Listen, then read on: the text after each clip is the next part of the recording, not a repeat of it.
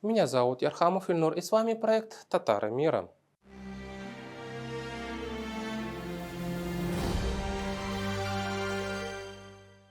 28 октября в столице Башкортостана, в Уфе, прошла научно-практическая конференция, посвященная 490-летию со дня рождения интересной личности в истории татар – Канзафара Бека, ну или известным по родословным записям, то есть Шижире, как Казанфар Бей. Да-да, его называют в письменных источниках как Казанфар Бей. В исторической же литературе он Канзафар Бей. Но это один и тот же на самом деле человек. По традиции, которая, к нашему сожалению, очень плотно устоялась у башкирских историков, Казанфар Бей объявляется башкирским государственным деятелем, который дальновидно и мудро определил верный путь исторического движения всего, видите ли, башкирского народа. Более того, башкирские историки облепляют современным уропатриотическим пафосом Казанфара Бея. То есть человека, который жил в средние века, который был носителем исключительно средневековых феодально, можно сказать, эгоистических ценностей и установок. Причем феодальный средневековый эгоизм Казанфара Бея был явлением оправданным и даже прогрессивным. Тогда главной ценностью для человека было владение землею в более-менее установленных границах, а на все остальное как-то все равно. Нет, ну вы только взгляните, какого пламенного патриота Российской империи лепят из Казанфара Бея. Его называют инициатором добровольного вхождения башкир в состав русского государства. То есть прижизненные дела, его частные интересы фактически приравниваются к действиям целого народа, то есть башкир.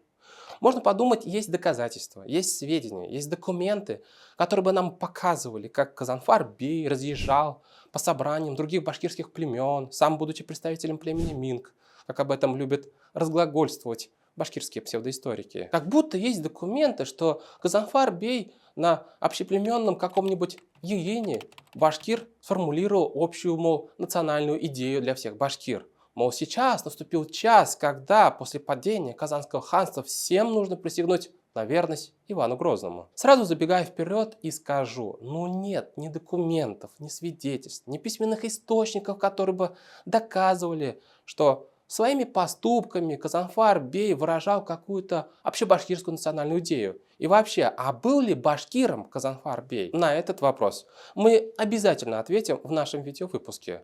А пока давайте разбираться, какие еще пафосные и пустые мысли решили приклеить к личности Казанфара Бея башкирские историки. Ну вот, например, представитель Российской академии наук Башкортостана и доктор юридических наук Рафаэль Зинуров называет Казанфара Бея основоположником аж федерализма в России. Казанфар Бей основоположник федерализма. Был в этом элемент федерализма, безусловно. Принятие подданства. Почему? Во-первых, башкиры единый народ. Во-первых. Во-вторых, четкие территории свои имеют. Духовно-морально привязанный. И именно вот чувство первичности своих прав на своей территории, это, конечно, превалировало над сильным. А вот заведующий отделом реализации нацполитики управления главы РБ, то есть Республики Башкортостан, по общественно-политическому развитию Ильшат Ханов и вовсе с якобы присяги Казанфара Бея Ивану Грозному отсчитывает количество лет с момента добровольного вхождения Башкирии в русское государство. Целых 465 лет прошло, видите ли. Добрый день, уважаемые коллеги, участники конференции. От имени руководства республики, от имени Райфарича Хабирова, Алтарича Кисенбаева сердечно поздравляю всех участников второй научно-практической конференции, посвященной великому предводителю родов Мин, инициатору добровольного вхождения Башкирии в состав российского государства Казанфар Бею. Вы знаете, что в этом году исполнилось 465 лет добровольного вхождения Башкортостана в состав российского государства. И данное решение наших предков, безусловно, это историческое событие, имевшее судьбоносное значение не только для Башкирии, но и в целом для России. Вы знаете, что предводитель родов Мин, Канзафар Бей, проявил себя как дальновидный политический деятель. Именно он сумел объединить единомышленников, вместе с которыми нашел решение, определившее судьбу края, судьбу нашего государства. А вот, например, историк Абубакир Нурянович Усманов еще в далеком 1982 году и под редакцией этнолога Раиля Кузеева издает книгу «Добровольное присоединение Башкирии к русскому государству». Не буду вас утомлять цитатами из этой книги. Кратко перескажу официальный пробашкирский взгляд на Канзафара Бия. В общем, Газанфар Би, будучи потомком Урдач Бия, который в свое время от Чингисхана получил Тамгу, Клич и так далее, так вот, Канзафар Би возглавил какую-то борьбу минских башкир против ногайских властителей. Одни ногайские мурзы, аристократы, решили откочевать зачем-то. Историк Усманов не уточняет этот вопрос. Так вот, они решили откочевать за реку Яик, то есть Урал, на Кубань. Эти ногайцы хотели с собой забрать какое-то количество башкир, но с этим не был согласен Канзафар Бей. В общем, Канзафару Бею удалось убедить какое-то количество минских башкир не уходить на Кубань. Из оставшихся какие-то башкиры, оказывается, были ориентированы на Москву. Правда, историк Усманов и этот вопрос почему-то не проясняет. Чем же это так притягивала Москва башкир? В общем, среди ногайцев появляется некий очень жесткий султан Букей. Откуда эту информацию черпает башкирский историк Абубакир Усманов, мы не знаем, а хотелось бы перепроверить. Так вот, власть Букея растет и все больше распространяется среди минцев, его сила. Но минские башкиры решают все-таки присягнуть Ивану Грозному. Историк Усманов описывает, как башкирская делегация ездила во взятый Иваном Грозным Казань, чтобы присягнуть на верность русскому царю через его казанского наместника.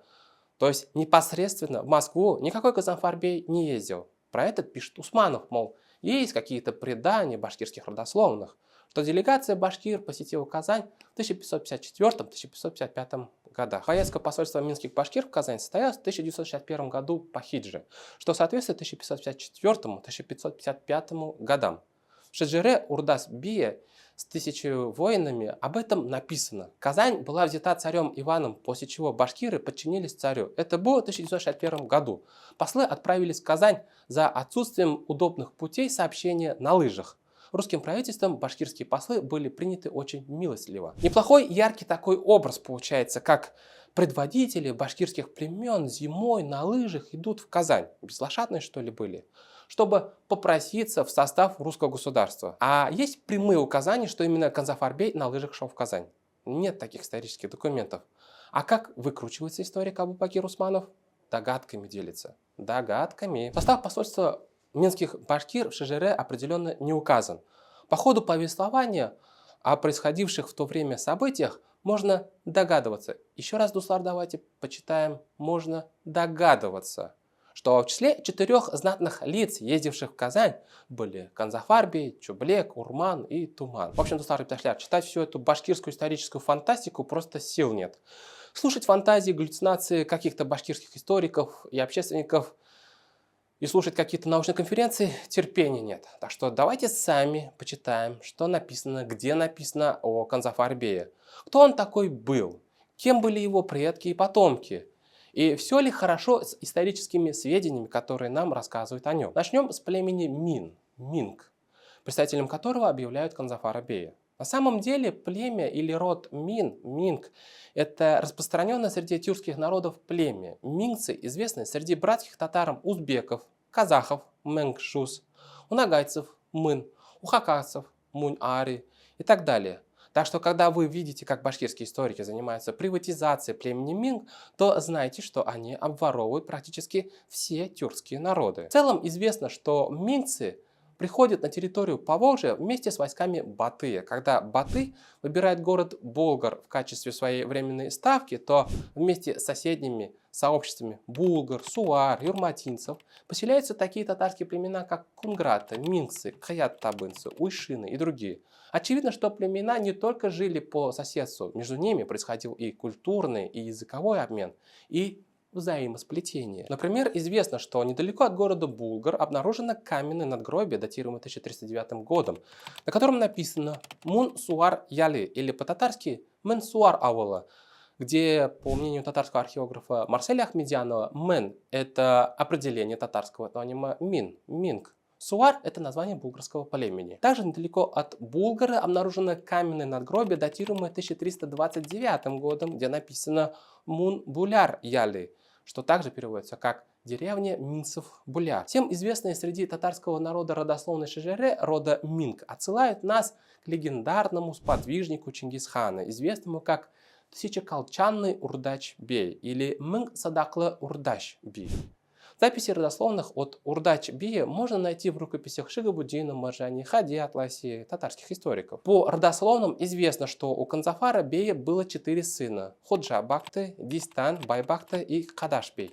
Но главный вопрос, на который нужен ответ – когда именно жил Канзафар-бей? Бьются ли даты его жизни, даты жизни его сыновей с эпохой так называемого добровольного вхождения Башкирии в русское государство, что обозначено рамками 1554-1555 годов у того же башкирского историка Усманова. Родословные рода Минг, опубликованные в книге «Башкирские родословные», вышедшей в 2002 году под редакцией Райли Кузеева, есть интересная хронологическая запись касательно современников Канзафара бея. Он, то есть Канзафар бей, виделся с Каракельмет бием, а Каракельмет виделся с Гарей бием. Гарей бей был старше Каракельмета, а Канзафар бей был моложе. Мурза Каракельмет – это на самом деле реальная историческая личность, правнук Исмаил бея и сын Урмамед бея. А кто они такие? Это правители Ногайской Орды. Итак, примерно после взятия Казани Иваном Грозным в 1552 году Ногайская Орда распалась на несколько частей – Большая, Малая и Алтаульская. Большая Орда располагалась примерно между Яйком и Волгой и примерно соотносится с территорией Ногайской дороги Уфимской губернии. Малая Орда – это на Кубани, а Алтаульская Орда – это на реке Эмба. Большой Ордой правил Исмаил бей. Известно, что сын Исмаила бея, Динахмет бей, правил в 1563-1578 годах. У Динахмета был младший брат, который взошел на Ногайский престол после, и его зовут Урус бей. Он правил 1578 по 1590 года. Его правление зафиксировалось в переписке между ним и московским царем Федором Иоанновичем. В одном из писем 1586 года Урус бей еще возмущался тем, что Федор Иоаннович воздвиг город Уфу. «Поставил те города для лиха и недружбы, чтобы мне с башкурдов и состяков дани никакие не имати, и только пошлю своего человека дани собирать с башкурдов и состяков, а ты тех моих данщиков велишь побить». После Уруса бея к власти в Ногайской Орде пришли сыновья Динахмета, а именно Урмамбет бей, правил 1590 по 1598 год, а Динмухамед правил 1598 по 1600 год, 2 года. В 1600 году царь Борис Годунов утвердил бием Большой Ногайской Орды третьего сына Динахмета, Иштиряка, который правил 1600 по 1619 год. И вот именно после смерти Иштиряка бея на политическую сцену выходит Мурза Каракельмет, моложе которого был Канзафар бей. Раз так, то получается период зрелого возраста Канзафара бея приходится на 1620-1630 года. То есть никакой речи об участии Канзафара бея в добровольном вхождении Башкирии в состав русского государства в 1554-55 годах быть не может. Есть жалованная грамота, данная сыновьям и родственникам Канзафара бея от имени русского царя Алексея Михайловича Романова. Эта жалованная грамота датируется от 9 февраля 1671 года, и там написано следующее. В раздельном письме, писанном в 7179 году, 9 февраля, то есть в 1671 году, царь и великий князь Алексей Михайлович от Канфера, то есть Казанфара, 4 сына. Большой сын Козья-Бахта, второй сын Бай-Бахты, третий сын Дестан, четвертый сын Кадаш-бей, еще 4 сына Саплюка, то есть родственника Канзафара бея Чублюка, Заик-Сюбю, Кадыр-Сюбю, Мелли-Сюбю и Идель-Сюбю, а также Уразлы Усманов и Акунды Акманов, сын Мурзы, Мамбетку Тинякеев. Мы, 11 человек, разделили данную нам от вас, великих государей, жалованную землю и вотчину по такому приговору, чтобы нам друг другу никакой обиды и насилий не чинить. За эту вотчину минцы всей волостью платили в казну ясак в размере 171 куница и 18 батманов, 144 пуда или 23 центнера меда. В официальном документе сообщается о 4 сыновьях Канзафара. Если фантазировать, что Канзафар бей шел на лыжах навстречу Ивану Грозному в Казань, чтобы затащить Башкирию в русское государство в 54-55 годах, то сколько же лет он мог прожить? 100, 150? Как видите, нет никаких документальных свидетельств о делах Канзафара бея в XVI веке. Он представляет 17 век. Откуда же тогда башкирские историки черпают сведения, что якобы Канзафар-бей присягал Ивану Грозному? На самом деле, они эти сведения черпают из крайне путанно написанной родословной шежере Минской волости, которую потом перепечатал историк Раиль Кузеев в книге «Башкирские родословные». Не совсем понятно, когда именно была составлена эта родословная.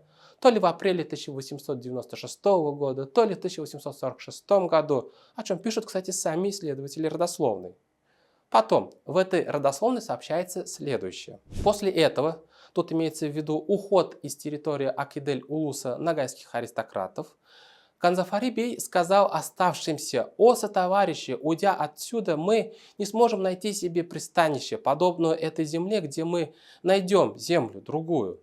И все его сотоварищи заплакали и сказали: «О, Канзафари-бей, если умрем, то здесь, если выживем, то тоже здесь. И если все мы, и бедные, и богатые, не сможем выжить и будем погибать, то предадим себя воле Аллаха». Канзафари-беем остались 3 человека. Первый — Чублюк, то есть упоминавшийся нами ранее Соплек. Он был родственником Канзафара. Осталось также Урман, Туман, Караман. С Урманом были единоутробными братьями. Тот Караман ушел с Кельметом, а сын Караман, Теникей, остался здесь. Было это в 956 году хиджры. 956 год хиджры соответствует христианскому 1549 году, то есть за 3 года до падения Казани. То есть родословно сообщается о каком-то серьезном уходе нагайцев куда-то прочь земель Белого Ложья, Акидель-Улуса и о неком историческом решении Канзафара-бея оставаться на этой земле. Потом сообщается вот что еще в этой же родословной. Было это в 961 году хиджры, в год мыши Казань взяли русские. 961 год по хиджре соответствует на самом деле 1553-1554 годам. Правда, китайское зодиакальное летоисчисление, то есть год мыши, тут указан верно, то есть 1552 год, год взятия Казани. Получается, что составитель родословной плохо разбирался в мусульманском летоисчислении, но блестяще знал китайское летоисчисление. Какой подозрительно интересный составитель родословной, не правда ли? Далее, в этой же родословной сообщается, что сыновья Канзафара-бея отправились к падишаху, которого в родословной называют как Алексей Михайлович Романов. Нет, не Иван Грозный, а именно как Алексей Михайлович Романов, который правил с 1646 по 1676 года. Читаем, как эта поездка описывается в родословной. Милостивому падишаху послали 4 человека в Москву, чтобы они скрепили в книге: князь Янбакты, сына Кудаша, Камычака, сына Яиксабы, Уразлы, сына Урмана, Махмуда, сына Дистана, со спутниками. Их год 1576. Тут возможно, что дата 1567 год указана с ошибкой, потому что в жалованной грамоте царя Алексея Михайловича упоминается дата 1667 год. То есть переписчик или тот, кто составлял родословную, сделал техническую ошибку. И вообще, по этому календарю на Руси стали жить только при Петре I. До него года на Руси отсчитывались со дня сотворения мира.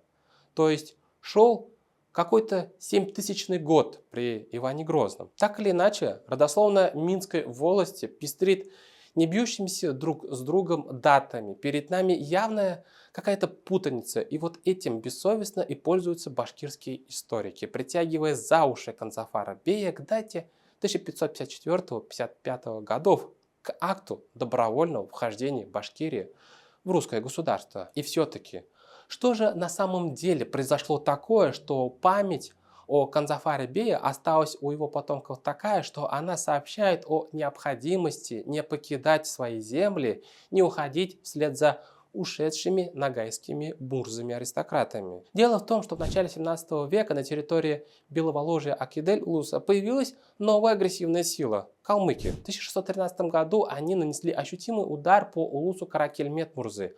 После этого ногайцы переправились на правый берег Волги и вернулись на левобережье лишь в 1616 году. Тем не менее, между ногайскими аристократами, то есть мурзами, происходили междоусобные конфликты. Междоусобица, что логично, подрывала их военный потенциал сопротивляться набегам калмыков. В одной из стычек с калмыками в 1631 году был убит феодал Нураддин и современник Канзафара-бея Каракельмет Мурза. 1634 году нагайцы, потерпев очередное поражение от калмыков, практически навсегда покинули левобережье Волги. Часть минцев также ушли вместе с нагаями на Кубань.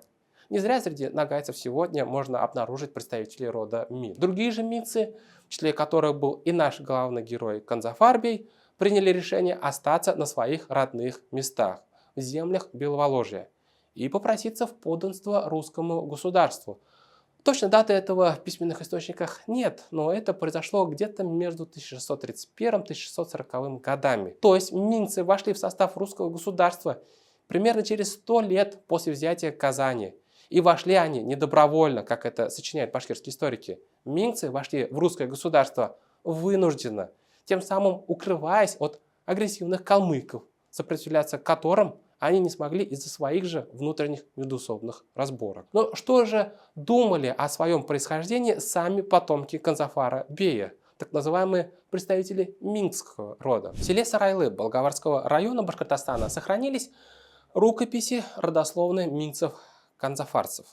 Об этом написал историк Амирханов в своей статье, посвященной родословной Амирхановых, опубликованной в журнале «Татарские мурзы и дворяне. Истории современности». Итак, две рукописи родословной минцев Амирхановых. Одна из них составлена Никматзяном Курбангалиевым в 1864 году, хранилась у Гандалифа Ахмудовича Курбангалиева из рода Тактаргали. Вторая рукопись была составлена указанным муллой этого же села Сарайлы Бекмухаметом Тактаргалиным, жившим в 1785 году по 1844 год. Давайте почитаем, из чего состоят родословные минцев-амирхановцев-казанфарцев. Родословная в сарайлинской рукописи в соответствии с мусульманскими традициями начинается от Адама. После перечисления имен исламских святых составитель переходит на имена исторические, которые начинаются с 50-го колена Абу Бакира Сиддыка, родственника пророка Мухаммеда. Первого халифа перечисляются потомки Абу Бакира, правители исламского халифа, Египта, Анталии, Константинополя и других стран. Среди них названы султан Госман Газы и Баба Тюклес. Потомками Баба Тюклеса являются Термяхан и Идигей, организатор и правитель Ногайской Орды. Названы потомки Идигея, Канзафара бея и его сыновья. То есть род минцев настолько сплелся с нагаями, что это обнаруживается и в их современных, условно говоря, родословных. А исторические реалии Беловоложской земли 15-16 веков таковы, что если кому из минцев и могло прийти в голову назваться каким-нибудь этнонимом, то точно не башкиром. Почему? А потому что башкиры-башкурды платили дань нагаям. В социальной лестнице нагай стоял выше какого-нибудь башкурда. В прошлых наших видеоматериалах мы уже вам рассказывали, что среди нагайской элиты была распространена татарская идентичность. Какой-нибудь князь Мурза Урус в переписке с московским правителем себя называл именно как татар. Так что в татарской идентичности всего рода племени минцев нет никаких сомнений. А что еще рассказывают амирхановско-сарайлинские родословные минцев о Канзафаре бее? Сам Канзафар бей жил у озера Асылкуль на местности с названием Карак-Уле. Его владения распространялись на громадной территории от западных областей реки Яик, степи с названием Тукчуран, включая полностью Придемье, озер Асылкуль, Кандрыкуль, до бугульминских краев и западных земель реки Белой включительно. Огромные размеры территории под властью Канзафар-бея соответствуют названию Карак-Уле, что означает 40 родов, домов. В родословной говорится, что Казанфар-бей и его сын Дистан погибли в борьбе с новой властью, то есть с русским государством. С русской активизацией на Каме территория владения Канзафара-бея стала приграничием военных действий. Вскоре в 1615 году на Каме произошло массовое вооруженное выступление татар под руководством Яналея Джангалия, в истории получившего название Яналеевская. Рядом с владениями Канзафара-бея также бунтовали татары в 1645 году, когда воздвигалась крепость Мензелинск. Так что неудивительно, что Канзафар-бей, выставленный башкирскими историками и таким пророссийским башкиром, мог участвовать на самом деле в столкновениях с московскими войсками, если нужно было защищать свои права и земли. Примерные очертания земель Канзафара-бея, чтобы вы понимали, масштабы его территориальной власти можно представить примерно вот так. Прошу не судить меня строго, сведения о границах земель Канзафара очень обрывочные и скудные, но все равно размах угодий лорда Канзафара Бея впечатляет. В общем, делаем выводы, Дуслар Ипташляр. Канзафар Бей никак не мог участвовать в процессе добровольного вхождения Башкирии в состав русского государства после взятия Казани Иваном Грозным. Скорее всего, он только-только родился через 30-40 лет после этого события, взятия Казани. Канзафар Бей, если и переходил под власть русского государства, то отнюдь делал это не добровольно, а от безысходности, опасаясь агрессивных набегов на свои земли калмыков. Канзафар Бей никак не мог быть башкиром. Потомком минских татар Ногайской Орды, может быть, и был, но точно не башкиром. Родословные его потомков минцев тесно переплетены с нагаями. По своим взглядам, Канзафар Бей был харизматичным лордом Средневековья, которого вряд ли заботили глобальные вопросы судьбы башкирского народа. Если предположить, что на башкир он, как минский нагай, смотрел свысока. Главное его богатство – его земля, которую нужно защищать. Его богатство – это и его сыновья, которым эту землю нужно передать.